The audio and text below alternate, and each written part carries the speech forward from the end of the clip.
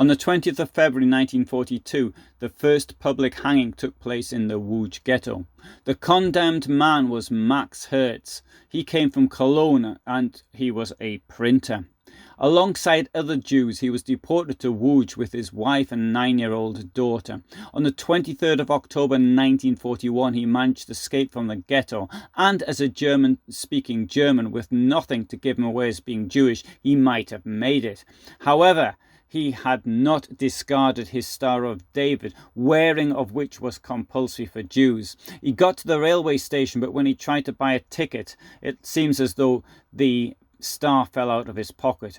This led to an identity check by the police and consequently his arrest. He was transferred to the Central Prison for Jews, where after a stay of several weeks, his execution was ordered. In the ghetto, a large crowd was ordered to attend a meeting. It was not known why they were there, they just had to be there. The time was set for 9 o'clock in the morning. The weather was bitter with a biting wind and the sky was clear. For people already weakened by hunger and disease, it was already an unpleasant experience. Possibly they did not realize what was going to happen until they got to the place of execution, and when they saw the gallows, they must have known. By 9 o'clock, the square was filled with people. At the corner of the square, soldiers with mounted machine guns kept the crowd in check. One of the SS warned of the most severe consequences for anyone who tried to leave.